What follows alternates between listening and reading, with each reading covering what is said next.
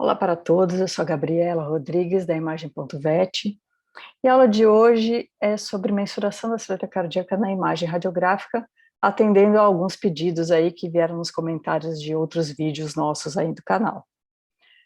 Não esqueça de se inscrever no canal, ative o sininho para receber sempre as notificações quando pintarem novas aulas e novos vídeos, ok? Bom, o raio-x de tórax, ele é a primeira opção de imagem quando a gente fala de triagem, né?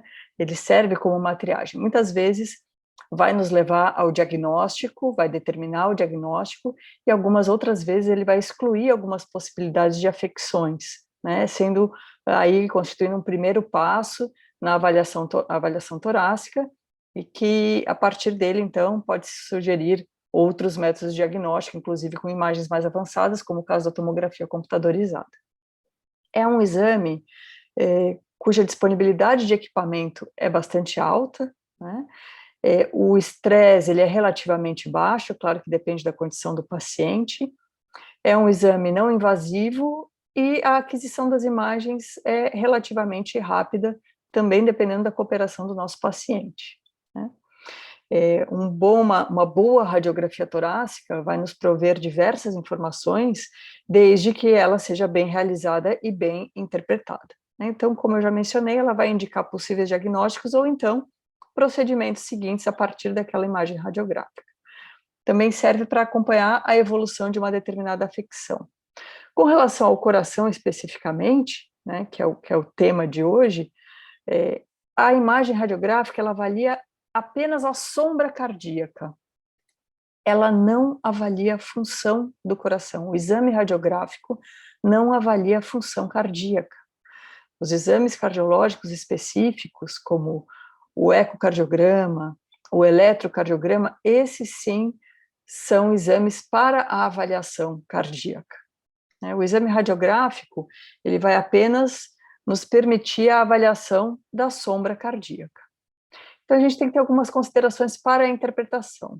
Primeiro, a imagem radiográfica do tórax, ou o estudo radiográfico do tórax, ele é composto por pelo menos duas imagens, uma lateral e uma ventrodorsal, sendo que o ideal é que um estudo radiográfico do tórax seja feito em 3 projeções, lateral-lateral direita, lateral-lateral esquerda e a ventrodorsal. No caso da silhueta cardíaca especificamente, o ideal é que se realize a imagem lateral-lateral direita acompanhada da ventrodorsal. Isso porque, na imagem em decúbito esquerdo, a silhueta cardíaca toma um aspecto mais arredondado. O seu ápice fica sobreposto, então o aspecto dela fica mais globoso e pode levar a uma falha de interpretação. Então, especificamente falando de avaliação da sombra cardíaca, imagem lateral em decúbito direito. Muitos são os fatores que vão interferir no aspecto dessa silhueta cardíaca, principalmente em cães. Mas, com relação à espécie, raças, idade do paciente, condição corporal desse paciente, a fase respiratória na qual essa imagem foi obtida, se na inspiração ou na expiração, tudo isso vai interferir no aspecto da silhueta cardíaca. Então, veja, é necessário um conhecimento inicial, um conhecimento anatômico, um conhecimento de todas essas possibilidades de variações, para que se interprete qualitativamente, ou seja, subjetivamente, que é a interpretação que se faz, na maioria das vezes, essa sombra cardíaca, tá? O objetivo hoje é falar um pouco mais da mensuração, ou seja, da avaliação quantitativa da silhueta cardíaca nas imagens radiográficas. Lembrando de novo que o exame radiográfico não avalia a função cardíaca, ok? Então, para uma boa interpretação, primeiro de tudo, tem que se obter um bom posicionamento radiográfico, sem obliquidade. Então, tanto na lateral direita, quanto na ventrodorsal, as imagens têm que ser bem posicionadas, para que a gente não ocorra em erro aí de interpretação. Temos um vídeo lá no nosso canal, falando especificamente do bom posicionamento do tórax. Dá uma olhadinha lá, tá? A sombra cardíaca, quando a gente fala da avaliação cardíaca pelo raio-x, a gente fala da silhueta cardíaca ou sombra cardíaca, a gente não está se referindo apenas ao coração. Isso é uma somatória, a sombra cardíaca é uma somatória de estruturas, sendo o coração em si, né? E esse coração é uma sombra somatória do miocárdio e das câmaras, né? A gente não consegue identificar ou individualizar pelo exame radiográfico o que é parede, o que é miocárdio, o que é válvula e o que é câmara.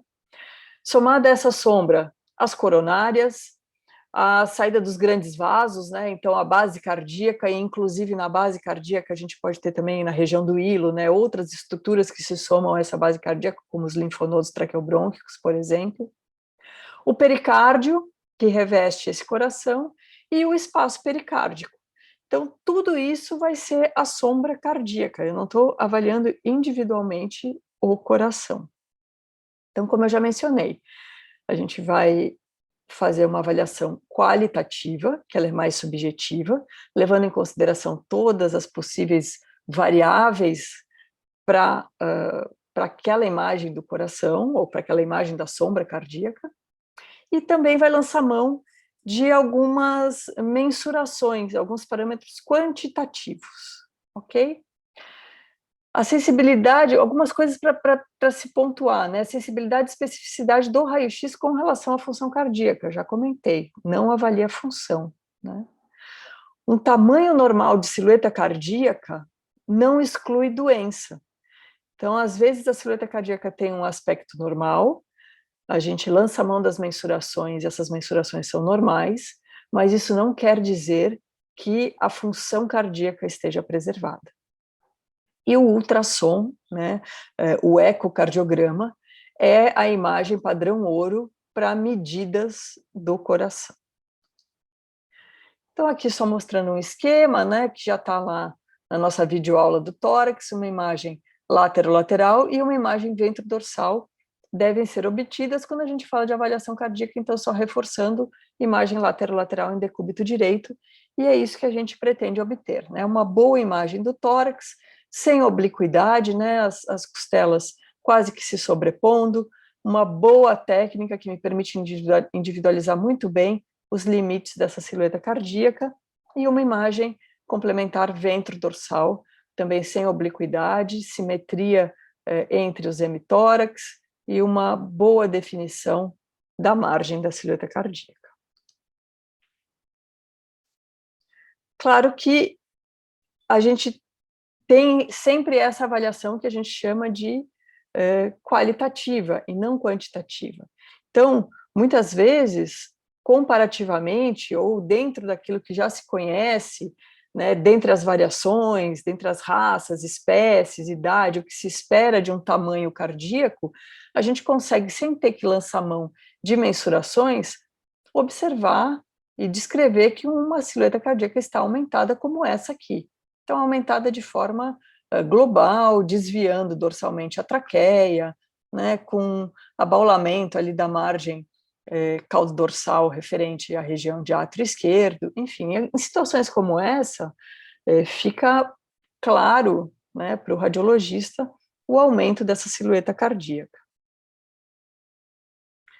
Quando a gente fala de mensurações, então, se eu, mesmo assim, além da minha avaliação qualitativa, eu quero associar uma avaliação quantitativa, então é preciso saber que, para cães, na projeção laterolateral direita, o comprimento ápico basilar, ou o que a gente chama de eixo longo, né, traçado desde a porção ventral da carina até o ápice cardíaco, esse eixo longo, ou esse comprimento ápico basilar, ele ocupa aí uns 2/3 da profundidade torácica nesta mesma altura, ou aproximadamente 70% dessa profundidade torácica.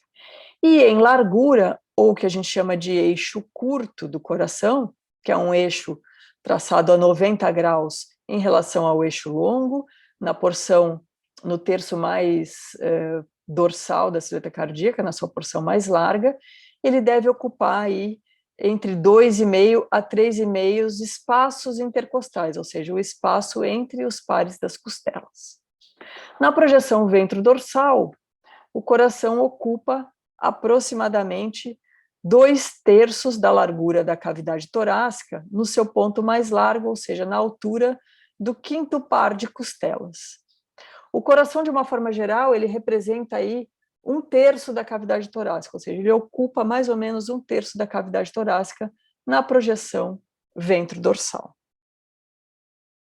Outra mensuração que pode ser feita, que é bastante popular, é o VHS, né, que foi lá inicialmente descrito por Buchanan em 1995, e a partir daí inúmeros estudos existem publicados em cima desse score, né, dessa mensuração cardíaca, dessa sugestão de mensuração cardíaca, que é também chamado de Vertebral Heart Scale, Vertebral Heart Score, ou size, enfim, VHS.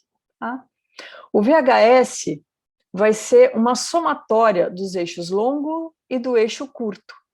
Então, aqueles eixos que eu mostrei anteriormente, né, o eixo longo, ápico basilar, e o eixo curto, eles são transferidos para a coluna vertebral do mesmo paciente a partir da quarta vértebra torácica, ou da face cranial dessa quarta vértebra torácica, e vai se fazer uma correspondência do comprimento desses eixos com o número de vértebras que esse comprimento alcança. Então, vai se somar quantas vértebras correspondem ao eixo longo e quantas vértebras correspondem ao eixo curto. A somatória para cães, né, e isso é medido na imagem lateral em decúbito direito, essa somatória, ou seja, o VHS para cães, ele varia entre 8,5 a 10,5. Existe uma ampla variação relacionada a raças, né, em cães. Em gatos não há tanta variação, porque o formato do coração do gato ele é semelhante mesmo entre as diferentes raças. Mas no cão não, porque a gente tem formatos de peito diferentes e, por consequência, formatos de silhueta cardíaca também diferentes. Então, existe uma variação muito ampla com relação à raça em cães, e se a gente for pensar que nesse intervalo, é um intervalo relativamente grande, de 8,5 a 10,5. Então, por isso, o valor do VHS, ele é muito questionado, porque às vezes até mesmo dentro da mesma raça existe um intervalo de variação. Então, ele não é a única informação que vai me dizer se a silhueta cardíaca está aumentada ou não. Ele é uma referência a mais, ou pode ser uma referência a mais. O mais interessante do uso do VHS é para um acompanhamento, né, daquele paciente, a variação do tamanho cardíaco, um acompanhamento do tamanho cardíaco daquele paciente, ele sendo o controle dele mesmo, né?